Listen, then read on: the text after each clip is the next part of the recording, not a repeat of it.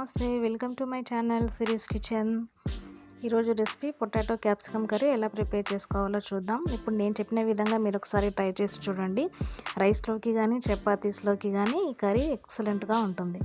ఇప్పుడు దానికోసం కావాల్సింది క్యాప్సికమ్, పొటాటోస్ తీసుకొని శుభ్రంగా వాష్ చేసి ఇలా ముక్కలుగా కట్ చేసుకొని పెట్టుకోవాలి.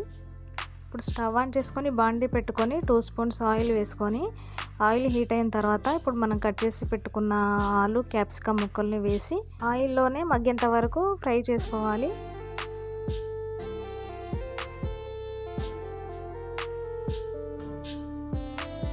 ఈ వెజిటబుల్స్ తొందరగా మగ్గిపోవడానికి కొద్దిగా దీంట్లోకి సాల్ట్ యాడ్ చేసుకుందాం.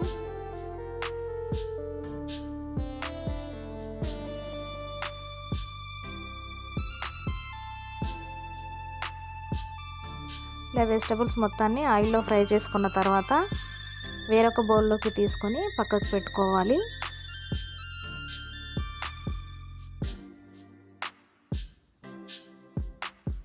ఇప్పుడు అదే బాండీలోకి 2 స్పూన్స్ ఆయిల్ వేసుకోవాలి.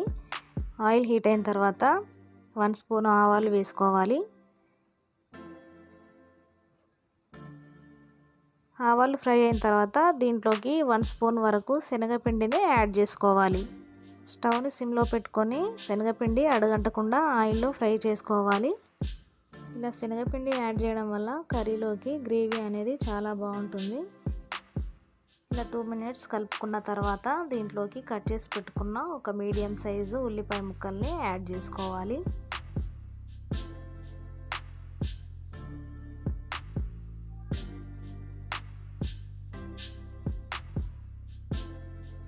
ఇలా ఉల్లిపాయలు ఫ్రై అయిన తర్వాత దీంట్లోకి 1 స్పూన్ అల్లం వెల్లుల్లి పేస్ట్, కొద్దిగా పసుపు యాడ్ చేసుకొని కలుపుకోవాలి. ఇప్పుడు దీంట్లోకి 2 మీడియం సైజ్ టమాటాస్ని చిన్న చిన్న ముక్కలుగా కట్ చేసుకొని వేసుకోవాలి. ఈ టొమాటోస్ ఉడకడానికి దీంట్లోకి కొద్దిగా సాల్ట్ యాడ్ చేసుకుందాం.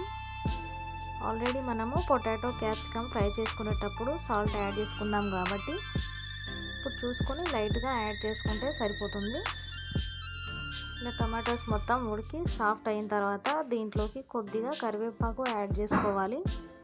కరివేపాకు యాడ్ చేసుకున్న తర్వాత మొత్తం అంతా ఒకసారి కలుపుకొని మూత పెట్టేసి 5 మినిట్స్ మగ్గించుకుందాం.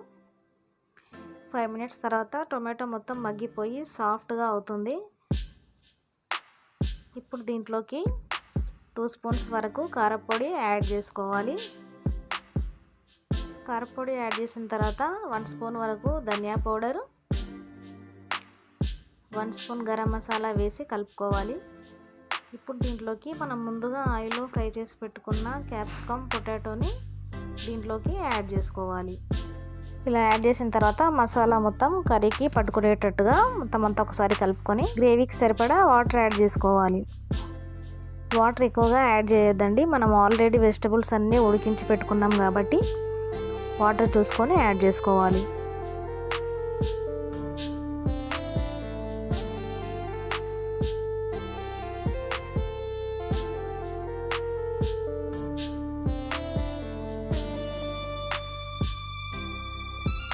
ఇలా వాటర్ యాడ్ చేసిన తర్వాత మొత్తం అంతా ఒకసారి కలుపుకొని స్టవ్ని హైలో పెట్టుకొని 2 to 5 మినిట్స్ ఉడికించుకుంటే చాలు. ఇలా 5 మినిట్స్ ఉడికించిన తర్వాత కర్రీ మొత్తాన్ని ఒకసారి కలుపుకొని దీంట్లోకి చివరిగా కొద్దిగా కొత్తిమీర యాడ్ చేసుకోవాలి. కొత్తిమీర యాడ్ చేసుకొని స్టవ్ ఆఫ్ చేసుకోవచ్చండి. ఈ కర్రీ ఎక్కువ టైం తీసుకోకుండా చాలా ఫాస్ట్గా అయిపోతుంది. మనకు మార్నింగ్ టైం లేనప్పుడు తొందరగా ఫాస్ట్గా ఏదైనా కర్రీ చేసుకోవాలంటే ఈ కర్రీని ప్రిఫర్ చేసుకోవచ్చు.